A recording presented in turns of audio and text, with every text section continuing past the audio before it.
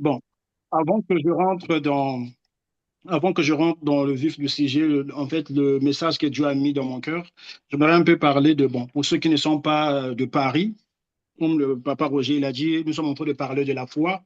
Le dimanche, nous avons parlé, en fait, sur un thème qui nous amène aussi, qui aborde aussi, qui va nous aborder aussi dans le sens de la foi.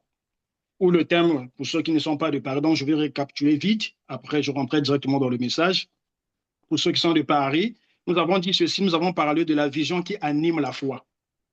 Et lorsque nous avons parlé de la vision qui anime la foi, nous avons parlé du leadership dans le royaume de Dieu. Donc, c'était dans le livre de Nombres, si vous pouvez prendre, parce que on ne va pas lire, parce qu'on a beaucoup de versets aussi à lire, donc je vais juste récapituler. Dans le livre de Nombres, chapitre 13, à partir du verset 1er jusqu'à 33. Donc, nous avons parlé de Moïse. Dieu avait parlé à Moïse dans le livre de Nombre 13. Dieu a parlé à Moïse, il a dit à Moïse de choisir les 12 espions pour aller explorer la terre promise. Parce que vous savez que lorsqu'ils ont quitté l'Égypte, ils ont traversé de ville en village et ils étaient proches pour arriver à atteindre la terre promise. Alors Dieu va parler à son serviteur Moïse, il va lui dire, Moïse, vous allez rentrer dans la terre promise, donc vous ne pouvez pas rentrer comme ça. Tu dois choisir 12 princes de chaque tribu d'Israël qui seront comme des représentants qui va présenter leur tribu, qui va présenter les 12 tribus d'Israël. Tu les envoies explorer la terre. Bien aimé, j'aimerais dire quelque chose. Vous savez, pourquoi Dieu a voulu que ces 12 espions puissent aller explorer la terre? Parce que ton futur, tu n'as pas la maîtrise du futur, bien aimé. Tu ne maîtrises pas ta vie, tu ne sais pas ce que Dieu a prévu. Souvent, nous, les enfants ou les hommes que Dieu a créés à sa ressemblance, nous vivons dans le présent, nous prions, nous cherchons les bénédictions de Dieu. Mais ce qui concerne le futur, ça ne dépend pas de nous, ça concerne Dieu. Parce que Dieu, il a la maîtrise du futur. Toi et moi, nous prions pour que Dieu puisse nous faire grâce. Toi et moi, nous prions pour que Dieu puisse nous faire grâce dans le futur, que nous puissions obtenir les bénédictions. Voilà pourquoi Dieu avait dit à Moïse, c'est pas Moïse qui a choisi, c'est Dieu qui a parlé à Moïse. Nous avons dit, ils sont partis explorer la terre de Canaan. Ils étaient au nombre de 12. Ils ont exploré les 4 coins de la terre de Canaan. Nous avons lu dans le livre de Nombre 13, la Bible disait que il y avait des géants fils d'Anak. Il y avait des gens qui étaient tellement géants. Il y avait des grappes de figuiers qu'ils avaient prises. Il y avait des raisins. Il y avait beaucoup de choses. Et après, ils avaient fait 40 jours. Et dans les 40 jours, après avoir exploré toute la contrée de Canaan, ils se sont retournés pour aller donner compte rendu à Moïse. Vous allez un peu m'excuser, peut-être de temps en temps, vous allez entendre le bruit de j'ai un bébé avec moi ici, donc peut-être à chaque fois. Amen. Amen.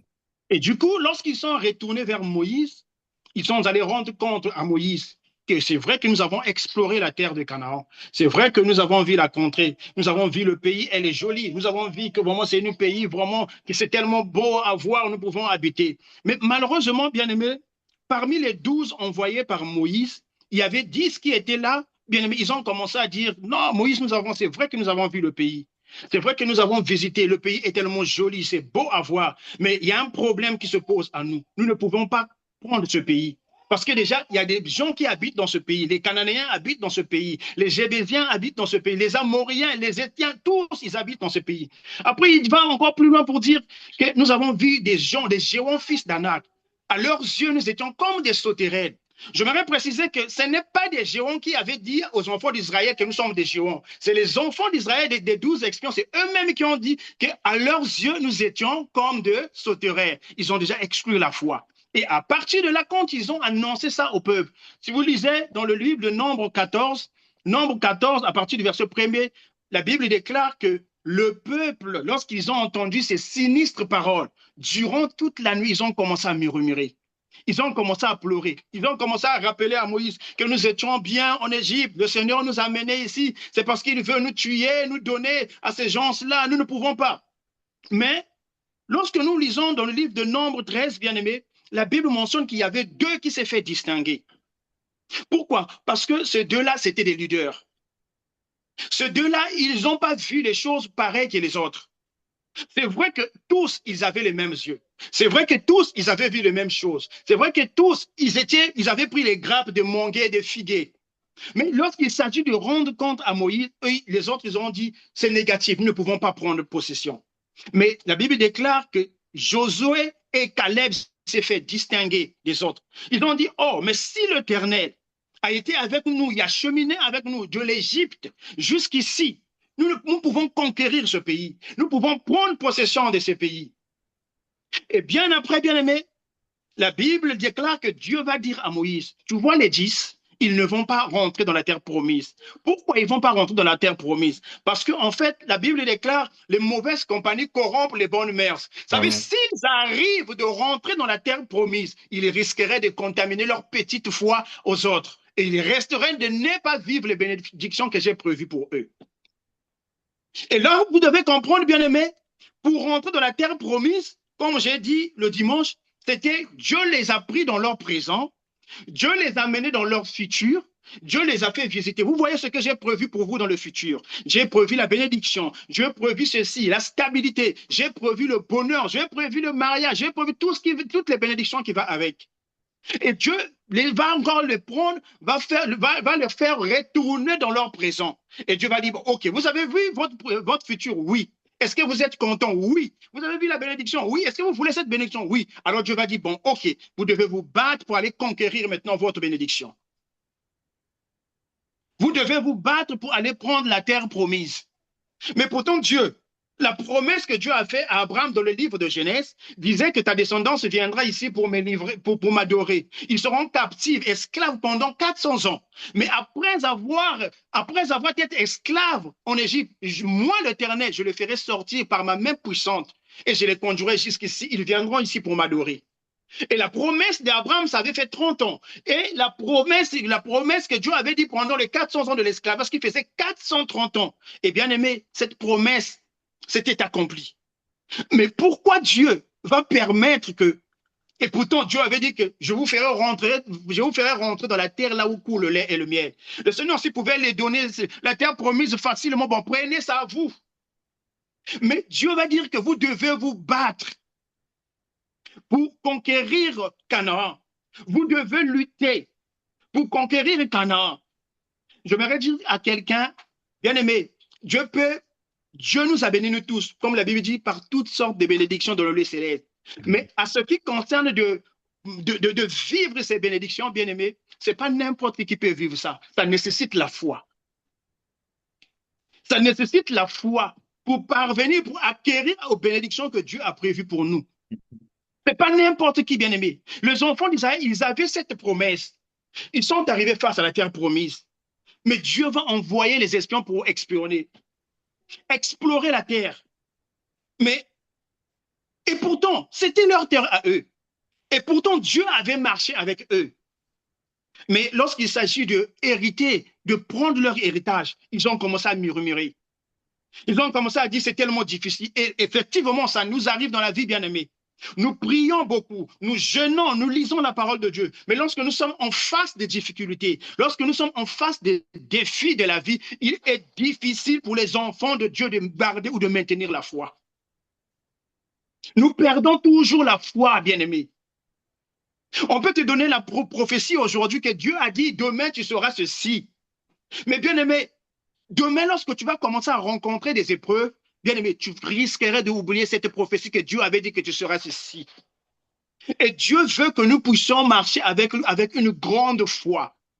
Dieu veut que nous puissions cheminer avec lui, non pas avec une petite foi, mais avec une vision.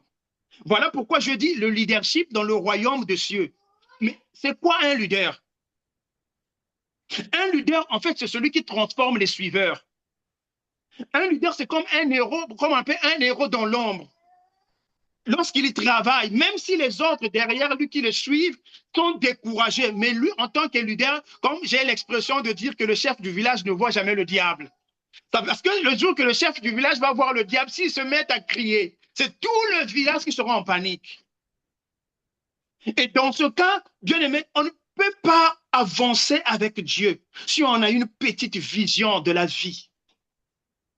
On ne peut pas progresser avec Dieu si ta vision, elle est petite, bien aimé. Dieu, lorsqu'il nous a créés, il dit dans le livre de Genèse, faisons l'homme à notre image. C'est-à-dire, Dieu t'a créé à sa ressemblance. Et lorsque Dieu crée l'homme, il dit que c'était beau. Dieu a béni l'homme de toutes sortes de bénédictions. Et Dieu, ce qu'il veut pour toi et moi, que nous puissions avoir une grande vision de la vie. Amen. Donc, Amen. j'étais en train de récapituler un peu pour ceux qui n'étaient pas avec nous à Paris, pour essayer un peu de comprendre sur quoi nous sommes en train de parler. Voilà pourquoi je vais juste vous inviter de prendre le livre de Josué, s'il vous plaît. Josué chapitre 6, verset 1er à 2. Je ne sais pas si maman me dit, elle est là. Le maman Mehdi n'est pas là. Je vais prendre la lecture. Elle est en prière D'accord, papa, aussi merci à beaucoup. Lyon. Merci Oui. beaucoup, papa. Lisons Josué, donc Josué chapitre 6, verset 1er jusqu'à 2. oui, je lis. Amen. Jéricho était fermé et barricadé devant les enfants d'Israël. Personne ne sortait et personne n'entrait. L'Éternel dit à Josué, vois, je livre entre tes mains Jéricho et son roi, ses vaillants soldats. Amen. Amen. Merci, papa. Bien aimé, vous avez compris, la Bible dit que Jéricho était fermé et barricadé. Jéricho était fermé et barricadé. En fait, Jéricho, lorsque c'est fermé, c'est barricadé, il te sera impossible, bien aimé, d'obtenir les bénédictions de Dieu. Lorsque, en fait, la vie est fermée, lorsque tu as l'impression que tu fais des choses et que ça ne marche pas, bien aimé, il te sera difficile de vivre les bénédictions de Dieu. La Bible déclare qu'ils ont cheminé. Là, Moïse n'est plus avec eux. Là, j'ouvre une parenthèse. Ça veut dire, je reviens dans le livre de Nombres que nous avons lu. Après avoir Josué et Caleb disent que si l'Éternel est avec nous, l'Éternel peut nous donner la terre de Canaan. Si l'Éternel marche avec nous, nous pouvons prendre héritage, nous pouvons chasser les Cananéens, nous pouvons chasser les Jévésiens, nous pouvons chasser les Amoréens et prendre, parce que l'Éternel nous a fait sortir par des situations difficiles. Bien aimé, c'est à partir de là que Dieu va parler à Moïse, que la génération de tous ceux qui n'avaient pas la foi, la génération de tous ceux qui étaient sortis de l'Égypte, personne ne rentrera, y compris Moïse. Voilà pourquoi j'ai dit les mauvaises compagnies corrompent les bonnes mœurs. Dieu a dit, vous ne rentrerez pas, excepté Caleb et Josué, parce qu'ils étaient animés par la foi. C'est parce que l'Esprit de Dieu était avec eux. Parce que Josué et Caleb ne voyaient pas les choses comme tout le monde. Et c'est alors, voilà pourquoi nous avons pris le livre de Josué. Là, Moïse et toute la génération qui est sortie de la terre promise sont restés. Ils ne sont pas rentrés. Mais avant d'affranchir l'étape de Canaan, ils arrivent à Jéricho, bien-aimés. Parce que derrière Jéricho, c'est la terre promise. Ils étaient en train d'aller dans la direction de la terre promise. Mais lorsqu'ils arrivent là, ils se rendent compte qu'il y a un problème. Il y a un problème. La Bible déclare que Jéricho était barricadé. Personne ne rentrait, personne ne sortait. Bien aimé, mais comment faire maintenant pour rentrer à Jéricho? Comment faire? Comment parvenir? J'aimerais d'abord que nous puissions savoir que dans ce même livre que nous venons, papa, le berger venait de lire, si nous lisons toujours dans le verset 22, verset 25, la Bible nous parle. Papa, si tu peux lire verset 22 au verset 25, s'il te plaît. Ça va nous donner, en fait, donner une compréhension de là où nous sommes en train de partir. Ok, je suis dans le verset 22 jusqu'à 25, hein.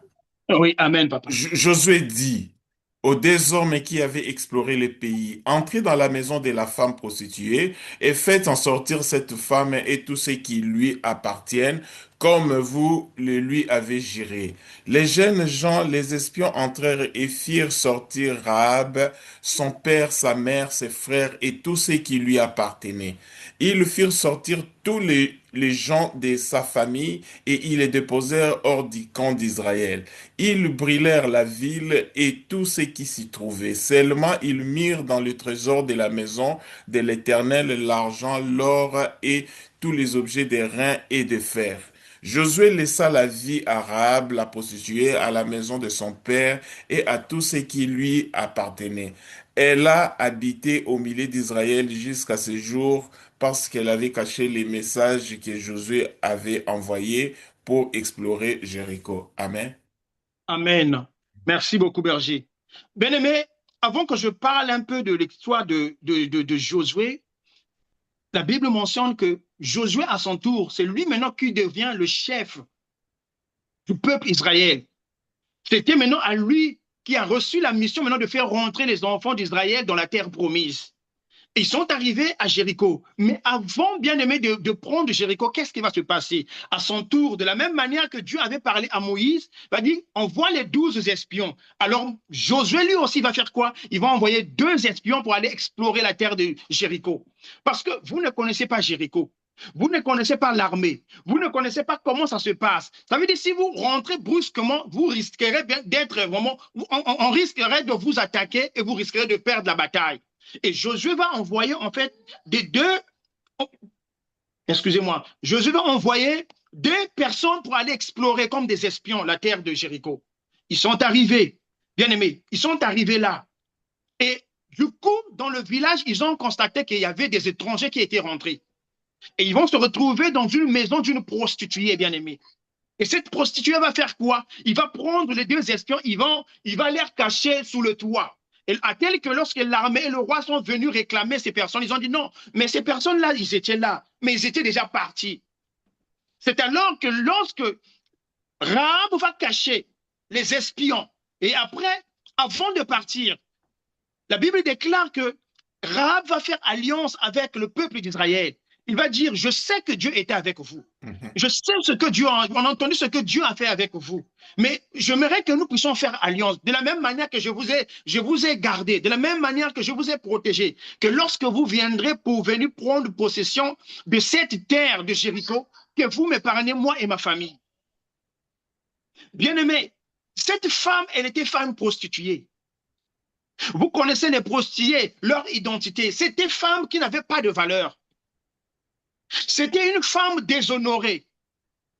Mais cette femme, elle va prendre la décision de dire, je sais ce que Dieu fait avec vous. Je sais, on a entendu ce que Dieu a fait avec vous. On a entendu comment Dieu a séparé la mer. On a entendu comment Dieu a mis la mer à sec et vous avez traversé. Assurément, vous allez prendre possession de Jéricho. Amen. Amen. Je ferme la parenthèse. Je reviens dans le verset, dans le chapitre 6, que le berger vient de lire, chapitre 6, premier verset 2. La Bible déclare, Jéricho était fermé et barricadé devant les enfants d'Israël. Personne ne sortait et personne ne rentrait. Mhm. L'Éternel dit à Josué, vois, je livre entre tes mains Jéricho et son roi. Bien-aimé, il y a quelque chose de très important que nous devons souligner. L'Éternel dit à Josué, je livre Jéricho entre tes mains. Mais Josué n'était pas seul. Normalement, selon la logique, l'Éternel allait dire, je livre Jéricho entre vos mains. Amen. Amen. Je livre Jéricho entre vos mains. Mais l'Éternel va dire, je livre Jéricho entre tes mains. Pourquoi? Premièrement, quand j'ai récapitulé, j'ai parlé du livre de Nombres. Lorsqu'ils sont allés explorer la terre, 10 étaient disqualifiés. Il y avait 2 qui étaient qualifiés parce qu'ils avaient la foi, c'était Josué et Caleb. Et de la même manière, Dieu connaissait la foi de Josué. Dieu savait que Josué n'était pas n'importe qui, que Josué était un vrai leader. Il ne pouvait pas faire rentrer les autres, en fait, dans la petite foi, mais il devait animer les autres avec une grande foi. Voilà pourquoi Dieu va lui dire, je livre Jéricho entre tes mains. Mais avant de cela, d'abord, il dit, vois. Pourquoi Dieu lui dit, vois? Exemple, aujourd'hui, ce soir, toi et moi, nous sommes Josué. Je vais te dire, aujourd'hui, berger, vois ce que je veux faire avec toi. Premier verset, on a dit, Jéricho était barricadé, personne ne rentrait, personne ne sortait. Deuxièmement, Dieu va dire à Josué, vois, je livre Jéricho entre tes mains. Pourquoi Dieu va lui dire de voir? Parce que Dieu voulait voir la vision de Josué. Parce qu'on a dit personne n'est rentré, personne n'est sorti. Jéricho était barricadé. Donc, eux, ils ne savaient pas comment ils allaient faire pour prendre Jéricho. Donc, avec quel regard que tu vois la vie ou la destinée? Si ta vision, elle est petite, bien aimé, il te serait difficile, bien aimé, d'acquérir les bénédictions de Dieu. Si ta vision, elle est petite, il te sera difficile de conquérir Jéricho.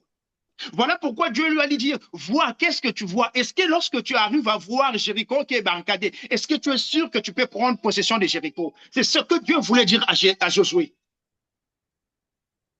Bien-aimé, j'aimerais encourager tout un chacun de nous que dans la vie, il y aura des défis comme Jéricho. Dans la vie, il te sera difficile, bien-aimé, mais Dieu te donnera des choses que tu as besoin par rapport à ta vision, comment tu vois les choses. Aussi longtemps que tu verras les choses grandes devant toi, il te sera difficile de parvenir à ces bénédictions. Et aussi longtemps que tu verras que Jéricho est là, comment je m'en sortirai, comment je ferai, il te sera difficile, bien-aimé. Voilà pourquoi Dieu dit à Josué, vois, je livre Jéricho entre tes mains. Maintenant, tout dépend de toi. Comment tu vois Jéricho? Est-ce que tu es capable de prendre possession de Jéricho ou pas? Ta vision, comment tu vois? Est-ce que tu vois Jéricho grand ou bien que tu vois Jéricho en fait avec le regard de la foi? C'est ce que ça veut dire. Aujourd'hui, nous prions beaucoup, bien-aimés. Aujourd'hui, nous jeûnons, bien-aimés. Mais lorsque nous arrivons en face des difficultés de la vie, il est difficile pour les chrétiens, pour les enfants de Dieu, bien-aimés, d'acquérir des choses que Dieu nous a prévues. Souvent, on se plaint en face des difficultés, en face de la maladie, en face des situations. Comment je ferais? Ça serait difficile. Comment je ferais? Parfois, nous cherchons même les secours des hommes, bien-aimés. Mais ce soir, Dieu est en train de te dire, vois, je livre la bénédiction, je livre la bénédiction entre tes mains. Mais bien-aimé, il ne te sera pas facile de prendre cette bénédiction facilement comme ça. Dans le domaine dans lequel tu veux voir la main de Dieu, il ne te sera pas facile juste comme ça que tu puisses acquérir la bénédiction, bien-aimé. C'est tout un bataille, c'est tout un combat que tu dois livrer. Mais pour que cela change, il te demandera de voir, non pas avec les yeux humains, mais avec les yeux de Dieu. Avec les yeux de Dieu. Dieu dit, regarde, je livre Jéricho entre tes mains. Et qu'est-ce que tu fais? Nous allons continuer à lire la suite. La suite du verset 3, la Bible dit, faites le tour de la ville, vous tous et les hommes de guerre, faisons une fois le tour de la ville de faisons tour de la ville, tu feras ainsi pendant 6 jours. 7 sacrificateurs porteront devant l'arche 7 trompettes retentissantes. Le 7e jour, vous ferez 7 fois le tour de la ville et les sacrificateurs sonneront des trompettes. Quand ils sonneront de la corne retentissante, quand vous entendez le son de la trompette, tout le peuple pousseront des cris. Vous voyez, bien-aimés, Dieu va lui dire, je livre Jéricho. Deuxième moment, il va dire, vois. Et troisième moment, ça ne suffit pas seulement de livrer et de voir, mais il faut faire quelque chose. Il faut faire quelque chose. Il faut faire quelque chose. Qu'est-ce que vous devez faire? La foi seule ne suffit pas. La vision seule ne suffit pas. Mais il faut qu'il y ait le pratique. Il faut qu'il y ait la pratique. Ça veut dire, tu dois obéir à Dieu. Oui, tu as obéi. Tu dois faire confiance à Dieu. Oui, je fais confiance à Dieu. Mais tu dois aussi chercher, bien-aimé. C'est tout ça qui amène la foi. Aujourd'hui, beaucoup de gens, ils aiment prier. Ils disent que nous avons la foi, mais ils ne veulent pas chercher à se battre. Bien-aimé, la foi accompagne aussi la pratique. Celui qui a la foi, bien-aimé, rien ne peut l'arrêter.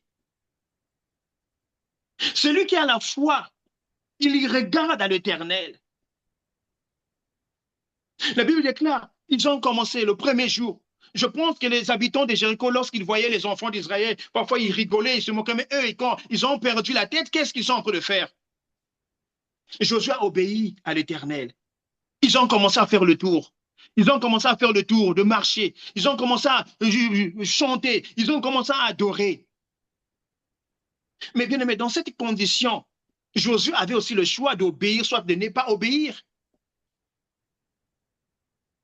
C'est alors que tu comprends que la foi accompagne l'obéissance, bien-aimé. Nous voulons prier.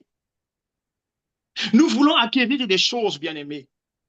Mais parfois, il est difficile pour les enfants de Dieu d'obéir à la parole de Dieu. Nous voulons vivre les bénédictions, mais nous refusons d'obéir, bien-aimés. Nous voulons que Dieu puisse nous bénir, nous voulons vivre la main de Dieu, mais il est difficile, bien-aimé, d'obéir. Tu ne peux pas être un enfant de Dieu, bien-aimé, et ne pas obéir à la parole de Dieu. Tu ne peux pas être, bien-aimé, serviteur de Dieu. Oui, tu marches, tu es dans la présence de Dieu, tu sers Dieu, mais tu refuses d'obéir. Ce n'est pas possible, bien-aimé. Le manque d'obéissance, bien-aimé, exclut la foi totale. Le manque d'obéissance, bien-aimé, exclut la foi. Ce peuple, dans le livre de Nombres, ils ne sont pas rentrés dans la terre promise. Pourquoi? Parce qu'ils n'étaient pas obéissants. Si vous lisez le livre de Nombres, comme je dis, premier, verset 13 jusqu'à 33, vous allez comprendre que Dieu a dit que vous ne rentrerez pas. Pourquoi? C'était un peuple à courir. C'était un peuple qui n'avait pas l'obéissance. C'était un peuple qui se retournait toujours en arrière, en face des difficultés. Et nous ne pouvons pas aller conquérir la terre promise, bien-aimés. Nous n'obéissons pas aux conditions que Dieu nous donne. Vous pouvez dire que vous avez la foi. Oui, je suis d'accord avec vous, bien-aimés. Mais si tu n'obéis pas à la parole de Dieu, la foi accompagne la crainte de Dieu. Tu veux parvenir, tu dois laisser les magouilles, tu dois laisser en fait le mensonge, tu dois laisser le péché, tu dois laisser toutes ces choses qui sont contraires à la volonté de Dieu. Lorsque tu laisseras ces choses, c'est alors, bien-aimé, tu seras fondé vraiment dans la véracité de la foi de la parole de Dieu. Les 12 espions dans le livre de Nombres, mais pourtant Dieu était avec eux.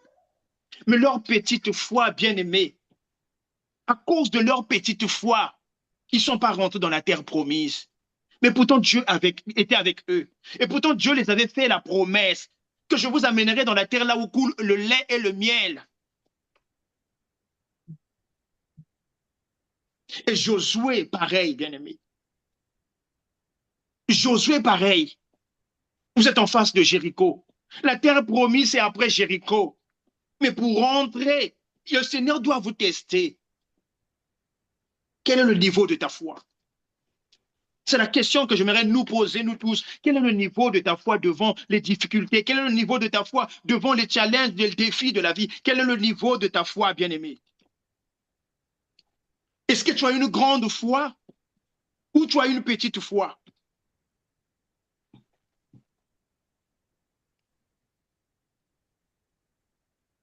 Nous allons encore prendre, papa, s'il vous plaît. Nous sommes dans le livre de Matthieu, chapitre 8, verset 26. Matthieu, Matthieu Matthieu, 8, verset 26. Matthieu 8, je suis au 26e verset, 26. J'ai lu. Amen. Il leur dit, pourquoi avez-vous peur, gens de peu de foi? Alors il s'éleva, menaça les vents et la mer, et il y eut un grand calme. Amen. Amen. Amen. Bien-aimé, ce verset nous parle, bien-aimé, des disciples dans la barque. Jésus va les dire, allez-y, je vais vous rejoindre. Ils sont arrivés là, bien-aimés. La barque, ça veut dire la mer a commencé à s'agiter. Il y a eu une grande tempête. Il y a eu une grande tempête, bien-aimés. Et les disciples, ils ont commencé à crier. Les disciples, ils ont commencé à murmurer. Ils ont commencé à pleurer. Mais Jésus-Christ était là, dans la barque, et il dormait. Jésus-Christ était là. Les disciples, en fait, ils avaient oublié que Jésus avait la capacité, le pouvoir de calmer les tempêtes. Et pourtant, ils ont cheminé avec Jésus. Ils ont vu Jésus faire des miracles. Ils ont vu Jésus chasser des démons. Ils ont vu Jésus guérir les malades. Ils ont vu Jésus ressusciter les morts. Mais dans la barque, bien aimé, les disciples avaient peur. Pourquoi? Parce que la barque était en train d'être secouée de gauche à droite à cause de la tempête. Effectivement, lorsque la tempête est là dans nos vies, bien aimés, on est secoué de partout. La tempête est là. La tempête t'agite par des événements de la vie. Les situations de la vie te préoccupent, ça te prend tellement la tête, à tel point tu n'arrives pas même à manger, à tel point tu n'arrives pas à prier, à tel point, bien aimé, tu es dépassé. C'est ça la tempête. Mais les disciples, ils avaient Jésus dans la barque. Mais Jésus dormait. Jésus était calme dans la barque, il dormait. Et pourtant, Jésus pouvait bien se réveiller, directement calmer la tempête. Mais pourquoi Jésus a pris le temps de dormir alors qu'eux, ils étaient en train de crier, Seigneur, réveille-toi, nous regarde, nous allons périr. Seigneur, regarde, l'eau est en train de rentrer dans la barque, nous allons périr. Mais la Bible déclare, lorsque Jésus va se réveiller, il va dire, pourquoi, en peu de foi, pourquoi avez-vous peur? Si j'étais dans la barque, je dirais à Jésus, mais Jésus m'attend, tu fais semblant ou quoi? Tu vois pas comment que nous sommes en train de mourir, comment l'eau est en train d'agiter la barque? Bien-aimé, écoute-moi, frères et sœurs. Tu ne peux pas naviguer avec Dieu si tu as une petite foi. Tu ne peux pas changer tes batailles en récit si tu as une petite foi. Tu ne peux pas changer les choses de la vie si tu as une petite foi, bien-aimé. Les disciples Jésus étaient dans la barque, mais ils avaient oublié qu'il y avait quelqu'un qui avait la capacité de calmer les tempêtes. Ils avaient oublié qu'il y avait quelqu'un qui avait la capacité de changer la vie. Et c'est ce qui arrive dans la vie, bien-aimé. Tu ne peux pas prétendre dire que tu es un enfant de Dieu. Tu ne peux pas prétendre dire que tu marches avec Dieu. Tu ne peux pas prétendre dire que, bien-aimé, tu es serviteur, je ne sais pas comment, mais tu n'as pas la foi. C'est impossible, bien-aimé. C'est impossible. Celui qui marche avec Dieu doit regarder les choses de la vie avec le regard de la foi. Celui qui est appelé de Dieu doit voir les choses comme Dieu. Jésus va se réveiller, il va calmer la tempête. Je ne sais pas ta tempête, c'est quoi? Ta tempête, c'est quoi en fait? En fait, la barque symbolise ton cœur, bien-aimé. La barque symbolise ton cœur. Et de l'eau, en fait, tout ce qui est l'eau, tout ce qui est vent, bien-aimé, c'est des situations de la vie qui te secouent de gauche à droite. Mais pour calmer cela, tu as besoin de la foi, tu as besoin de porter Jésus dans ton cœur. Tu as besoin de porter Jésus dans ton cœur. Ça veut dire, bien-aimé, si Jésus n'est pas dans ton cœur, il te sera difficile de t'en sortir devant les défis de la vie. Si Jésus n'est pas dans ton cœur, il te sera difficile, bien-aimé, pour atteindre un objectif dans la destinée. Voilà pourquoi je suis en train de parler de la foi. Je ne sais pas dans quelle situation dans laquelle tu te trouves. Je ne sais pas quels sont tes défis. Mais bien aimé, il y a des défis surtout dans ce monde-là, dans cette génération dans laquelle nous sommes. Nous regardons tout ce que le diable nous présente, tout ce que nous sommes en train de voir actuellement, bien aimé. Pour résister, pour réussir, pour s'en sortir, il faut la foi. Et non pas quel genre de foi, non pas la petite foi, bien aimé, non pas la foi qui est fondée, je ne sais pas sur quelqu'un, non pas la foi qui est fondée sur l'homme, mais la foi qui est fondée sur la véracité de la parole de Dieu. Amen. Et c'est ça le problème avec nous les chrétiens. Et Dieu veut que nous puissions être des hommes et des femmes de foi pour conquérir Jéricho, bien-aimé. Ici, les enfants d'Israël, c'est Jéricho. Mais toi, peut-être ton Jéricho, peut-être c'est des difficultés. Ton Jéricho, peut-être c'est le mariage. Ton Jéricho, peut-être c'est la situation administrative. Ton Jéricho, peut-être c'est la famille, la maladie. Ton Jéricho, je ne sais pas. Mais Dieu veut pour que Jéricho puisse être écroulé, bien-aimé. Il faut la foi. Mais cette foi qui est accompagnée avec la parole de Dieu. Moïse, il a échoué. Ce n'est pas parce que Moïse a échoué, parce qu'en fait, Moïse, en fait, il y avait des gens qui l'accompagnaient, n'avaient pas de foi. Moïse croyait à ce que Dieu pouvait lui dire. Mais parfois, à cause du manque de l'obéissance, Moïse n'est pas rentré dans la terre promise. Bien-aimé, j'aimerais dire à quelqu'un, le manque d'obéissance peut te faire rater beaucoup de bénédictions que Dieu a prévues. Le manque d'obéissance, bien-aimé, peut te déconnecter de la volonté de Dieu, bien-aimé. Le manque d'obéissance peut faire que tu fais le surplace pendant des années. Je veux encore aller loin pour dire, le manque d'obéissance, bien-aimé, annule la foi. Et Dieu a besoin dans cette génération, Dieu a besoin que toi et moi, mon frère, ma soeur, que nous puissions être des hommes et des femmes de foi. Si nous voulons changer les choses, nous voulons voir la main de Dieu, bien-aimé. Prier Dieu ne suffit pas, bien-aimé. Lire la parole de Dieu ne suffit pas. Jeûner ne suffit pas. Aller à l'église ne suffit pas. Mais il nous est demandé, bien-aimés, de garder la foi, d'avoir une foi, non pas quelle foi, la foi qui change les situations, la foi qui bouleverse les destinées, la foi qui brise le roi, la foi qui fait écrouler Jéricho. C'est cette foi que Dieu veut que nous puissions avoir, bien-aimés.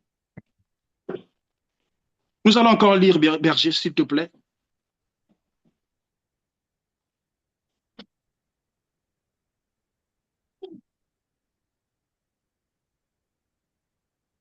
Nous sommes dans le livre toujours de Hébreux, Hébreux chapitre 3, à partir du verset 17 à 19.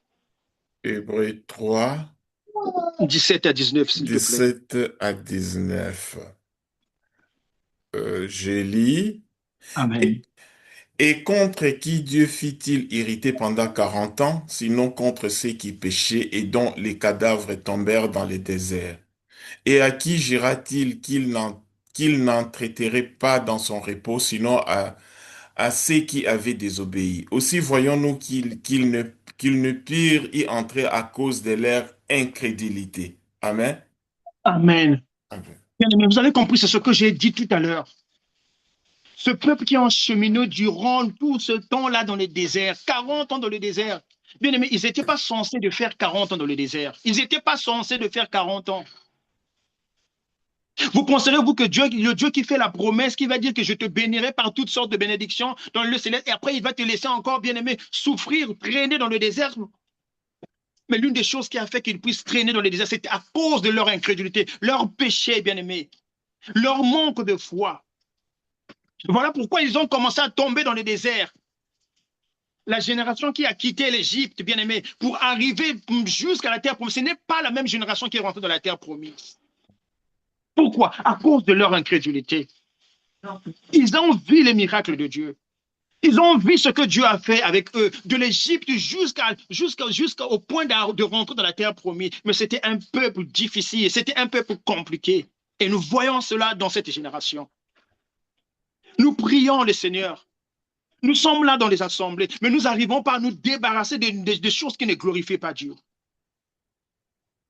Nous avons toujours les doutes en nous, bien-aimés. Comment est-ce que nous voulons vivre la bénédiction de Dieu? Comment est-ce que nous voulons vivre la main de Dieu, bien-aimés? Comment est-ce que nous voulons vivre cela? Nous allons encore lire.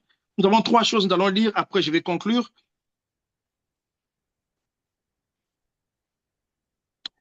Excusez-moi.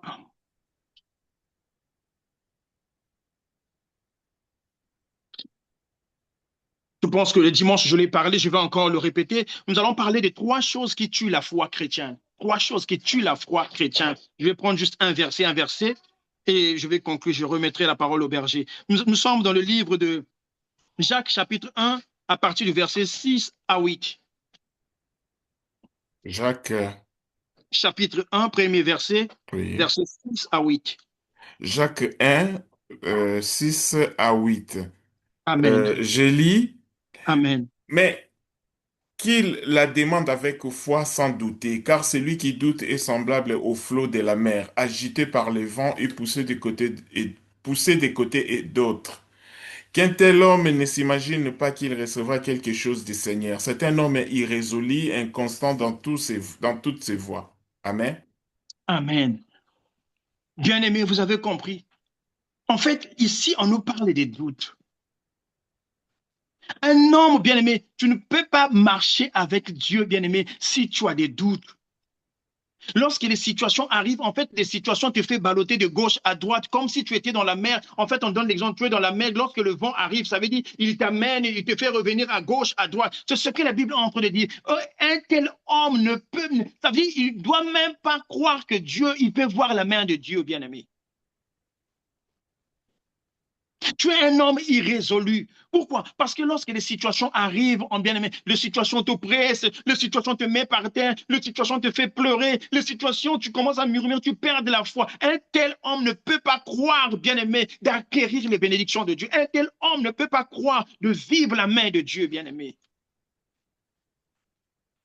Tu ne peux pas accepter d'être un chrétien, un enfant de Dieu bien-aimé, lorsque les situations viennent te secouer, lorsque les situations viennent t'animer bien-aimé, et tu laisses facilement. Il y a des gens, parfois, tu vas dire, il va se dire que non, je ne vais pas prier aujourd'hui parce que j'ai tellement de situations. Non, je ne veux pas prier parce que dans ma maison, il y a quelque chose qui ne va pas, qui ne va pas. Je ne veux pas prier parce que je rencontre... Non, bien-aimé, tu ne peux pas dire que tu es un enfant de Dieu lorsque les situations arrivent, que tu abandonnes et que tu lâches facilement.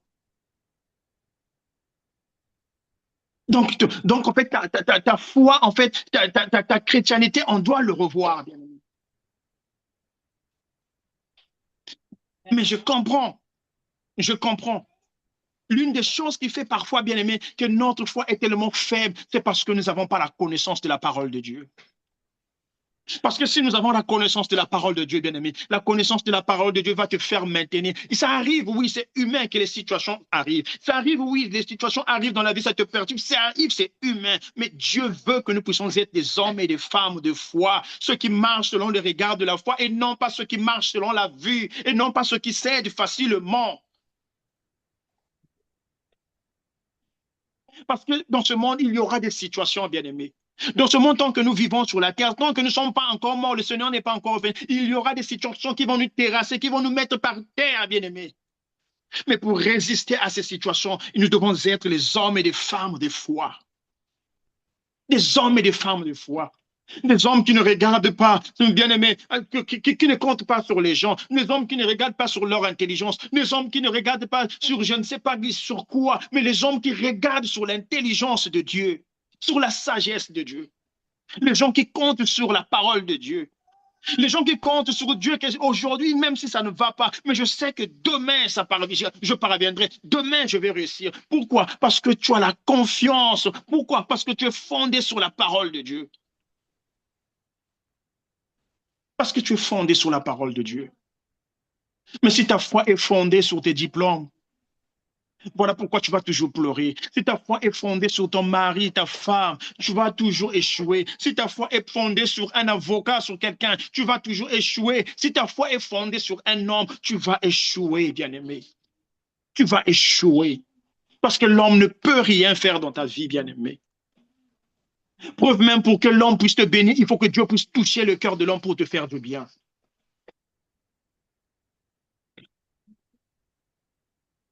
Nous allons encore lire Berger, s'il te plaît. Donc, j'ai dit les trois choses qui tuent la foi. On a parlé des doutes. Nous allons encore prendre Philippiens 4, verset 13. Philippiens 4, je suis au 13e verset. Amen. La Bible nous dit ceci. Je puis tout par celui qui me fortifie. Amen. Amen. Amen. Je puis tout par celui qui me fortifie. Là, je parle des doutes. Bien aimé, aussi longtemps que tu es un enfant de Dieu, si tu as des doutes, bien aimé, le doute exclut la foi. Aussi longtemps que Dieu t'a promis quelque chose ou une bénédiction, aussi longtemps que dit, est-ce que ça va se faire? Bien aimé, tu annules la foi complètement. Et une telle personne, bien aimé, ne peut pas aspirer à obtenir quelque chose de Dieu. Mais Philippiens est en train de dire, je puis tout par celui qui me fortifie. Je puis tout, non pas sur mon mari, je puis tout, non pas sur mes diplômes, je puis tout, non pas sur un avocat, mais je puis tout par celui qui me fortifie. Je puis tout sur le Seigneur, je puis tout sur Jésus. Je puis tout sur le Seigneur. Dans cette génération, bien aimée, avec tout ce qui se passe dans le monde, Dieu veut que nous puissions être les hommes spirituels, bien aimés. Que nous puissions voir des choses dans la spiritualité, que nous ne puissions pas voir des choses, bien-aimés, avec nos yeux humains, bien-aimés. Si tu revois des choses avec tes yeux humains, il te sera difficile de t'en sortir. Si tu vois des choses avec des yeux humains, il te sera difficile pour acquérir les bontés, les grâces de Dieu. Et Dieu veut que nous puissions être des hommes spirituels. Je vais encore lire un verset. Berger, s'il te plaît. Là, je vais parler de la peur. Vous avez plusieurs versets, mais je vais les simplifier. Là, je parle de la peur. Nous sommes dans le livre de Psalm 118, verset 6. Le livre des psaumes. Vous avez dit psaume? Psalm 118, verset 6. 118, Verset 6. verset 6. La Amen. Bible nous dit, l'Éternel est pour moi, je ne crains rien. Que peuvent me faire des hommes? Amen. Amen. Amen. L'Éternel est pour moi, je ne crains rien. L'Éternel, si l'Éternel est pour moi, je ne peux rien craindre dans ce monde bien-aimé. Si l'Éternel est pour moi, même si je suis en face des défis de la vie, je suis en face des Jéricho, je ne pourrai pas craindre, bien-aimé. Il dit, que peut me faire des hommes? Aucun sorcier, bien-aimé, ne pourra te détruire. Aucun homme méchant ne pourra te faire du mal. Aucun homme, aucune situation de ce monde ne pourrait te mettre par terre parce que l'Éternel est pour toi. Si l'Éternel est pour moi, je ne peux rien craindre. Regarde un peu ta foi. Regarde un peu ta foi devant les situations. Nous voyons parfois quelqu'un ici, il est là, on a donné un acquitté du territoire dans le pays dans lequel il se trouve là, il commence à avoir peur. Ah, on va m'arrêter, on va me rapatrier, on va me faire ceci. Ah, comment je vais faire? Bien-aimé, ça veut dire, tu n'es pas un homme de foi. David dit, si l'Éternel est en moi, si l'Éternel est avec moi, je ne peux craindre rien. Que peut me faire des hommes? Et celui qui a écrit ce puissant bien-aimé, ce n'était pas n'importe qui, c'était le plus grand roi, le roi David. C'est celui qui a tué Goliath. C'est celui qui avait toute une armée avec des vaillants. Ce n'était pas n'importe qui, mais il avait compris que les batailles que je suis en train de remporter, ce n'est pas moi, c'est avec l'Éternel. C'est avec l'Éternel.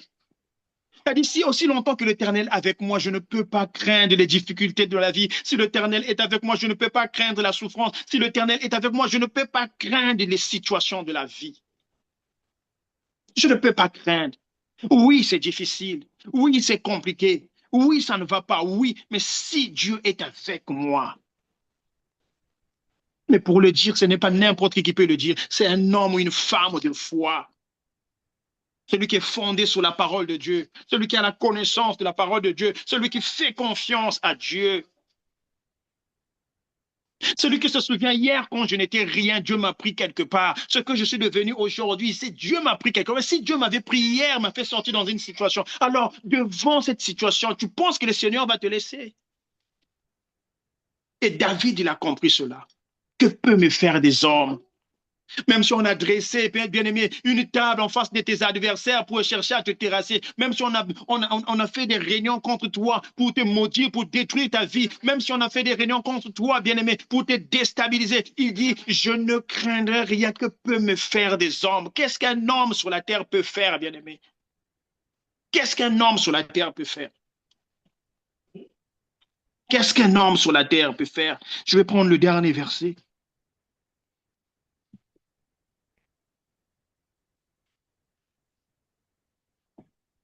Amen. Amen. Là, je vais parler le dernier verset, comme j'ai dit, je vais prendre juste un verset, le raisonnement. Le raisonnement. Je suis dans le livre de 2 Corinthiens, chapitre 10, verset 5. Des Corinthiens 10, 10, le verset 5. cinquième verset nous dit ceci. Amen. Amen. Amen. Voilà. Nous renversons les raisonnements et toute hauteur qui s'élève contre la connaissance de Dieu et nous amenons toute pensée captive à l'obéissance de Christ. Amen. Amen. Nous renversons tout raisonnement. Bien aimé, c'est ça aussi le problème avec les enfants de Dieu. Nous raisonnons beaucoup, bien aimé. Nous se soucions beaucoup pour les choses de la vie. Comment je vais faire? Nous raisonnons beaucoup. Les chrétiens raisonnent beaucoup, bien aimés. Or que la Bible dit, nous renversons tout raisonnement qui empêchent la connaissance de la parole de Dieu. Bien aimé, aussi longtemps que tu vas beaucoup raisonner dans la vie, il te sera difficile. Parce que vous savez, quand tu raisonnes, en fait, le diable mettra des doutes dans ta tête. Quand tu vas raisonner, le diable mettra des choses pour te dire que c'est impossible, tu ne parviendras pas. Quand tu raisonnes à des choses, ah, comment je vais faire, comment je vais m'en sortir, ah, la situation là, ma famille, mon enfant, ah, ce que je vais. Bien aimé, le diable là, en fait, tu donneras l'accès au diable de pouvoir blaguer avec toi. Voilà pourquoi la Bible est en train de dire que pour annuler tout raisonnement, bien-aimé, il faut que tu connais la parole de Dieu.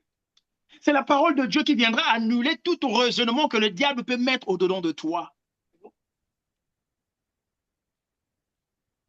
Beaucoup de gens aujourd'hui, bien-aimés, sont décédés. Beaucoup de gens aujourd'hui sont morts. Pourquoi? Parce qu'ils raisonnaient en face d'une situation. Il va dire comment je vais faire, comment la situation est tellement grande devant moi, ça serait difficile. Il va chercher à se jeter même, comment je vais mourir. Parce que tu raisonnes. Une fois que tu commences à raisonner, le diable met des doutes dans ta tête. Une fois que tu commences à raisonner, le diable met la peur. Et lorsque, bien aimé, ces choses-là prennent la place, c'est fini. C'est alors qu'il renverse la parole de Dieu. Mais la Bible dit que nous renversons tout raisonnement qui peut se poser à la parole de Dieu. Je vais conclure pour dire ce soir, tu dois comprendre, frères et sœurs, dans ce monde dans lequel nous sommes, il y aura des défis, il y aura des situations. Les situations qui vont te dire que c'est impossible pour toi de parvenir. Il y aura des situations qui vont te dire que tu vois Jéricho en face de toi, tu ne peux pas aller de l'autre côté. La bénédiction, l'âge est avancé, tu n'auras jamais cette chose. Le mariage, tu n'auras, j'aime pas le mariage. Les enfants, tu n'auras pas les enfants. Ce que tu as besoin de la stabilité. Non, mais l'âge est avancé, c'est impossible. Mais j'aimerais que tu te souviennes, bien-aimé. J'aimerais que tu gardes cela, qu'il y a un homme qui a payé le prix à la croix pour toi. Jésus a tout payé. Il a dit, tout est accompli, bien-aimé. Amen. Lorsque Christ dit tout est accompli, tu n'as plus besoin de te plaindre de faire des efforts parce que Christ a tout accompli. Tu n'as plus besoin de souffrir ni de faire des efforts parce que Jésus est allé à la croix. Il a payé le prix pour toi et moi. Il a payé, il a donné sa vie, bien-aimé. Amen. Avec des cas que le châtiment qui nous donne la paix est tombé sur lui, bien-aimé. Donc tu ne peux pas être un homme, tu marches, c'est comme si tu n'avais pas quelqu'un qui avait payé le prix, bien-aimé. Tu ne peux pas être un homme, bien-aimé, qui marche comme ça, avec la peur, tu veux dire que je m'en sortirai pas, sachant que Christ a dit tout est accompli. Mais toi, tu es fille, fils de Dieu. Christ est allé à la croix pour toi et moi. Il s'est donné pour toi et moi, pour que nous puissions avoir la vie. Il s'est fait pauvre pour que tu puisses t'enrichir. Il s'est fait malédiction pour que tu puisses être bénédiction, bien-aimé. Alors, lorsque tu seras en face des défis de la vie, n'oublie jamais ça. Oui, Amen. c'est humain, oui, mais Dieu nous a donné la force. Dieu nous veut que nous puissions être les hommes et les femmes de foi. Si nous voulons changer, si nous voulons transformer les choses, la parole de Dieu que nous avons réussi, ça peut transcender toutes choses, ça peut changer, bouleverser les vies, mais tout dépend de ta foi. Tout dépend de ta foi. Regarde ta foi. Regarde ta foi. Peut-être que tu voulais abandonner. J'aimerais dire à quelqu'un n'abandonne pas. Peut-être que tu disais que non, c'est trop tellement compliqué. J'aimerais dire à quelqu'un ce soir n'abandonne pas. Marche avec le regard de la foi. Sois comme Josué et Caleb. Ils étaient animés par l'Esprit de Dieu. Sois comme cette femme prostituée qu'on pouvait dire qui était déclassée dans la société. Mais à cause de sa foi a suscité qu'Israël puisse prendre Jéricho, bien-aimé. Sois comme cette femme. Et c'est ce que Dieu veut. C'est ce que Dieu veut que nous puissions être. Voilà un peu ce que je voulais partager avec nous. Je remets la parole au berger. Amen. On peut acclamer le Seigneur. Acclamons le Seigneur. Gloire soit rendue à Dieu. Merci beaucoup, papa. Nous sommes bénis, bien-aimés, le serviteur Aristide. Je veux que tu pries par rapport à cette exhortation, par rapport à cet enseignement. On nous a parlé des grands points. On nous a parlé sur nos doutes, sur la peur, sur nos raisonnements. Et aujourd'hui, nous exerçons certaines choses, mais en réalité, comme le pasteur Baïlon disait, imaginez, tu pries du matin au soir et on te dit que Dieu t'a pas écouté. Tout simplement, en nous, il y a beaucoup de négativité. Je veux que tu pries que le Seigneur nous aide, Que le Seigneur nous amène parce que c'est lui qui nous a appelés à lui, c'est lui qui nous a choisis. Nous sommes aujourd'hui les fruits de son élection. Aujourd'hui, nous sommes fiers parce que nous sommes enfants de Dieu. Alors demandons à Dieu de nous façonner, que Dieu augmente la foi dans nos vies. Prions, prions le Seigneur. Éternel, c'est toi qui Seigneur, es nous Dieu. venons pour le nom Nous pour te le disons Seigneur. merci encore, Nous te papa. disons merci C'est pour toi ce qui que nous tu as parles, papa. fait. Je crois en toi parce que tu es vivant, mon Dieu, Nous mon venons pour roi. Dieu, Père Combien nous éternel. sommes loin de toi, Père Nous éternel, venons parce que les pour diables nous Papa empêchent de d'abord à Seigneur, nous nous faire des venons dans le Christ, déclarations. nous venons dans le Aujourd'hui, nous Christ, réalisons, Père éternel, les diables met devant nous le doute, les nous diables met devant nous, venons Père pour éternel, la nous, paix. Seigneur, Oh mon Seigneur, Dieu, mon roi, les raisonnements. Mais toi qui es Dieu, Père éternel, souvent nous le diable, sommes non, à Seigneur, côté, pour Père toi, éternel. Seigneur, Papa, et nous ramène-nous à toi, prions, Seigneur, conduis-nous à toi, Père nous éternel. Fais-nous continuons grâce. avec les hommes de Augmente, Père Théophile, avec éternel, les ma droits de foi, foi. et nous grandissons Augmente, les Père hommes avec éternel, ce et ne nous temps de la prive pas, foi. mon Dieu, Nous mon roi, demandons tes pour nous dans compassions. la foi, Mais nous demandons conduis-nous pour les parce que ta familles, Seigneur, fidélité qui est ont la toujours là en foi, nous, mon Dieu, mon Seigneur, roi. avec ce Nous qui est avec sommes eux, les qui nous fruits de ton attendent, élection, le les nom fruits de de Dieu, ton Seigneur. appel. Oh, C'est toi Seigneur, qui nous as prions, appelés du Seigneur, néant à l'existence, mon Dieu, mon roi. Tu de la sais famille, pourquoi parce tu que nous as c'est fait de toute façon bénéficier de de la cette vie, parce exhortation, que Père nous sommes éternel, avec parce que toi, nous en nous avons sommes pour besoin, toi, nous Seigneur, voulons être parce que nous faisons changés, des nous choses voulons purement faire regarder, mon Dieu, mon positif, roi. Seigneur. Oui, Oh, dans ta Seigneur, direction, sois nous voulons, Père éternel, mon Dieu, mon roi, séparer, mon Dieu, mon roi, des précieux de ce qui est vil pour que notre bouche soit comme la bouche de l'éternel. Nous voulons proclamer les ainsi dit l'éternel. Nous voulons parler de ta part parce que tu es le Dieu grand. Nous te disons merci pour Ta cet parole, enseignement, merci pour pour cette ce exhortation. merci, Bénis le serviteur merci, Aristide, Père éternel, merci parce que avec tu mon es Seigneur Dieu. Jésus, Bénis sa merci famille, parce que bénis tu as mon Dieu, mon parlé, roi, son couple, bénis les enfants. Toi qui es Dieu, Seigneur, papa, je te conduis-nous. bénis, Père Merci Jésus, encore pour tout ce que tu as fait aujourd'hui. Nous Seigneur, avons que toi comme Dieu, Père éternel. merci, Souviens-toi de ça. merci, Nous avons que toi comme Dieu. merci, Merci mon que Dieu, cette parole se transforme, Père merci, éternel, devienne une vie en nous parce que tu es notre Dieu. Par le nom puissant de par le nom Jésus. puissant de Jésus, Alléluia. parole ainsi priée. Gloire et louange au Seigneur Jésus-Christ. Amen. Amen. Amen. Amen. Voilà, est-ce qu'on peut acclamer encore le Seigneur? On va s'arrêter là. On a débordé de 10 minutes. Je ne sais pas si nous avons des questions. S'il n'y a Non, pas ça de... va. Ça va, ok. Alors, comme il n'y a pas de questions, on va s'arrêter là et je vais demander à Aristide, le serviteur Aristide, de clôturer ce moment de prier, de bénir le peuple de Dieu. Nous allons prier. Seigneur, Amen. encore merci pour ta grâce, merci pour ce Merci, temps que tu as Seigneur. permis que nous Merci, puissions être là. Jésus. Je te Merci. recommande tout un chacun de nous, bénis nos familles, bénis nos maisons. Seigneur, fais-nous Merci, grâce, Papa. connais nos vies, que cette Merci, parole, Père. Seigneur, ne puisse Merci, pas tomber sur une terre sèche, mais que ça merci, puisse tomber Seigneur. une terre Merci, fertile qui va Seigneur. produire. Seigneur, Merci, souviens-toi de tout Papa. un chacun de nous, de nos familles dans ce temps de la fin. Donne-nous Merci, ta foi, Seigneur. merci, En ce temps où le monde devient tellement compliqué, aide-nous, Seigneur, que notre foi soit fondée sur toi. Si tu venais ce soir, fais-nous grâce d'être avec toi. Et si tu ne venais pas, garde-nous, aide-nous encore de marcher dans l'obéissance de ta parole. merci, Merci encore pour tout ce que tu fais. merci, Il est tout Seigneur. un chacun de nous. Bénis cette Merci, soirée Papa. et laisse que Merci, la gloire, Papa. l'honneur te reviennent à Merci, toi et à Seigneur. toi seul. Au Au nom de nom de Jésus. Jésus-Christ, nous Au nom avons de ainsi Jésus. prié. Amen. Amen. Amen. Amen. Voilà, merci à tout le monde. Que le Seigneur Merci. nous bénisse, que le Seigneur continue toujours à nous garder. Attachons-nous à ses dires.